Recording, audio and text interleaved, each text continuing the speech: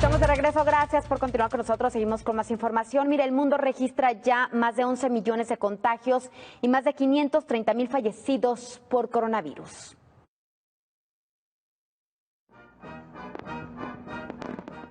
Estados Unidos celebró el sábado el Día de la Independencia en medio de la pandemia que avanza rápidamente por el país, así como por su vecino México y el resto de América Latina. Estados Unidos registró 43,742 nuevos contagios y 252 muertos en las últimas 24 horas, según la Universidad Johns Hopkins. El país es el más golpeado del mundo. Acumula más de 2,800,000 infectados y 129,000 decesos. Aún así, el presidente Donald Trump minimizó el peligro el sábado en su discurso en los jardines de la Casa Blanca. Nos golpeó el virus que vino de China.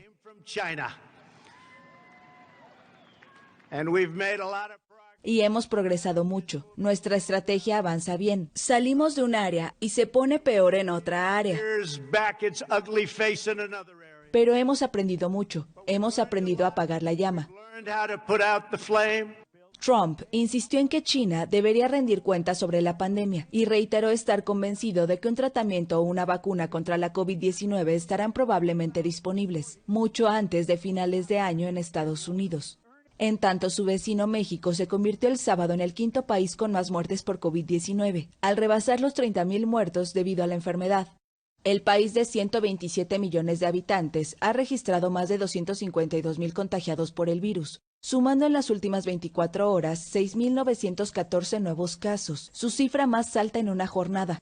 En América Latina, México es la segunda nación con más decesos, después de Brasil, que tiene 64,000 fallecidos. Latinoamérica es el epicentro de la pandemia con más de 2,800,000 casos y 126,000 muertos. En el mundo la pandemia ha dejado más de 11 millones de contagiados y más de 530,000 fallecidos. Y para abordar este delicado tema, saludamos con muchísimo gusto a nuestro colaborador Carlos Ramírez Powell. Carlos, ¿qué tal? Muy buenos días, bienvenido, adelante. Muy buenos días, Cecilia. Mira, desgraciadamente el tema salud sigue en el centro de la atención mediática y sí que existen motivos para estar preocupados. En el continente americano se concentra la mitad de los casos del COVID-19 de todo el mundo y es la que tiene una dinámica de crecimiento mayor. Por otro lado, también podemos presumir que América en su conjunto ha tenido un comportamiento muy superior al de Europa en cuanto al porcentaje de fatalidades totales sobre los casos reportados, donde el promedio en nuestro continente ha sido del 4,5%, que es muy superior en cuanto a resultados al de Europa, que lamentablemente es del 7,6%.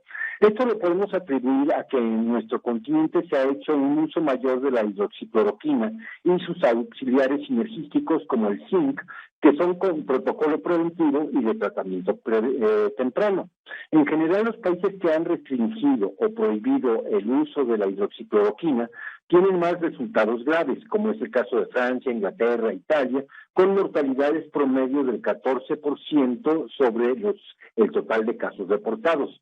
Si comparamos estas cifras con las de El Salvador, por ejemplo, con mortalidad del 2,8%, o las de Chile del 2,1%, donde el uso de la hidroxicloroquina ha sido extendido, tenemos un panorama muy claro desde el punto de vista estadístico respecto a los caminos a seguir en el futuro inmediato por parte de las autoridades médicas del continente. El caso norteamericano es muy interesante, pues la mortalidad extrema se concentró al principio en la costa este, con el foco más intenso en el estado de Nueva York, donde el COVID golpeó severamente a la comunidad de personas de la tercera edad. Ahí, el 90% de las fatalidades se dieron entre los mayores de 65 años y el 10% restante en el grupo de 45 a 65 años de edad, con un remanente en centesimales en los demás grupos. Ciertamente, ningún país realiza tantas pruebas de COVID como Estados Unidos, en donde se aplican poco más de 600,000 pruebas diarias. El porcentaje de positivos frente al incremento de pruebas se ha mantenido constante en todo este tiempo en un 6.5%, más menos 0.5% desde el mes de mayo. Lo que es importante poner en relieve es que después de un inicio catastrófico en Nueva York, donde el gobernador mandaba a los pacientes con COVID a las casas de retiro de la tercera edad, con su lógico desenlace negativo por contagio, gradualmente el sistema de salud ha modificado sus protocolos, incrementando el tratamiento exitoso de los que están dando positivo. Las muertes por coronavirus en el país, Estados Unidos, casi han alcanzado un nivel en el que el virus dejará de calificar como una epidemia, según las normas de los Centros para el Control y la Prevención de las Enfermedades. La CDC califica un brote de enfermedad como epidemia si el número de muertes atribuibles a esa enfermedad excede un cierto porcentaje del total de muertes por semana. Ese umbral para la neumonía, la influenza y el COVID-19 fluctúa levemente según la época del año, oscilando entre el 7% y el 5% en los meses menos virulentos. Actualmente andamos en el 6.5%. En otras palabras, esperamos 2 semanas más y probablemente pierda las características que la CDC califica como epidemia. El caso mexicano, por otro lado, ha sido más complicado, pues siendo México campeón mundial o segundo lugar en la incidencia de obesidad, diabetes, hipertensión y avitaminosis, nuestra población es especialmente susceptible a sufrir el COVID con las comorbilidades que entorpecen los protocolos de tratamiento exitoso. Y por supuesto, a eso hay que agregar que el sector público del sistema de salud no amplió su capacidad hospitalaria más que de manera marginal a lo largo de los últimos 50 años, sufriendo una desinversión que naturalmente ha redundado en un deterioro de la calidad de atención. Por otro lado, siendo México parte del grupo en el mundo que tiene restricciones altas en el uso de hidroxicloroquina como profiláctico, preventivo y para tratamiento temprano, muchos casos que podrían ser triviales se han complicado.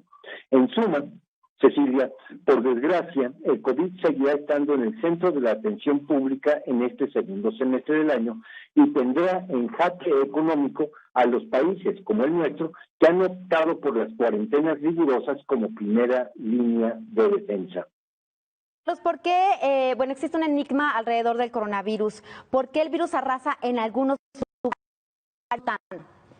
Mira, sigue investigándose desde el punto de vista estadístico, se tienen que revisar muchísimas variables, pero mira, dando por hecho que las poblaciones, por ejemplo, de El Salvador y de México son genéticamente similares, muy parecidas, la diferencia tan brutal de resultados, México con una morbilidad de 11.2%, frente a El Salvador del 2.8%, pues lo único que podemos concluir es de que hay una diferencia en el protocolo de tratamiento muy importante.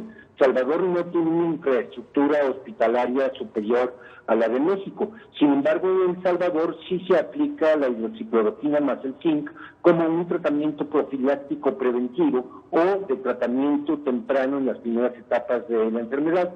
Por lo tanto, el nivel de fatalidad de ellos es muy inferior. Estamos hablando de 4 veces inferior. ¿Por qué México forma parte de ese grupo en el mundo que tiene restricciones altas en el uso de la hidroxicloroquina?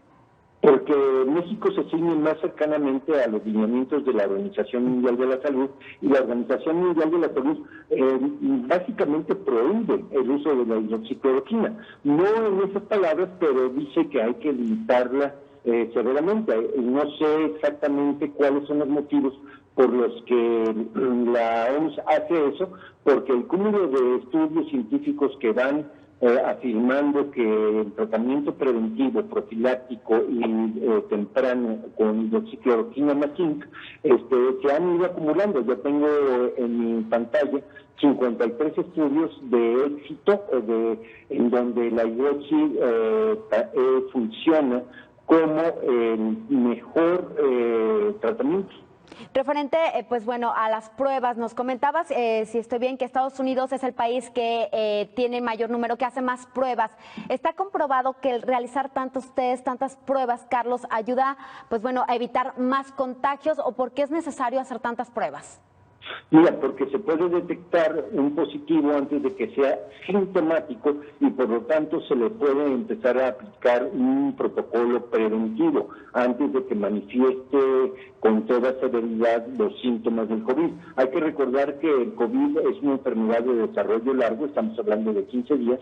La primera semana es bastante benévola, simplemente tos y un poco de fiebre, pero ya en la segunda semana el agravamiento es terrible porque se empieza a invadir el árbol alveolar en los pulmones y a partir de ese momento es muy difícil el tratamiento. Entonces la detección temprana es clave, acompañada de un protocolo de tratamiento preventivo cuando se está en las primeras etapas. ¿Nos podrías ampliar un poquito más el tema de la estacionalidad del clima? ¿Qué tiene que ver el clima, pues bueno, con que siga aumentando tal vez los números de contagios de coronavirus o disminuir? Mira, es que el betacoronavirus, la familia de virus a la que pertenece el COVID-19, tienen condiciones de propagación, de contagio mucho más favorables en otoño e invierno que en el verano, precisamente porque hay mayores niveles de insolación, hay más exposición a aire fresco. Perfecto. Referente a los índices de mortalidad, ¿son iguales entre la gripa y el coronavirus, Carlos?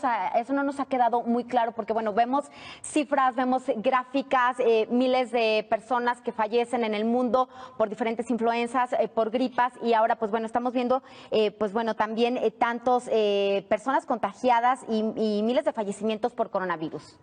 Mira, es diferenciado, o sea, en países como Chile, en donde ha tenido un impacto importante el tratamiento preventivo, se puede presumir que en Chile gripa, influenza estacional son similares en morbilidad al COVID. En países como México o Italia, Francia, España, en donde no se ha aplicado el protocolo preventivo, entonces sí, el índice de morbilidad es mucho más alto del COVID que de la influencia común y corriente. Entonces, depende mucho de lo que adoptan como estrategia los sistemas de salud nacionales. Perfecto, Carlos, te agradecemos mucho, te mandamos un abrazo, que pases excelente semana y nos vemos aquí el viernes. Muchas gracias, Cecilia. Muchísimas gracias a nuestro colaborador Carlos Ramírez Powell y también gracias a usted por el favor de su atención.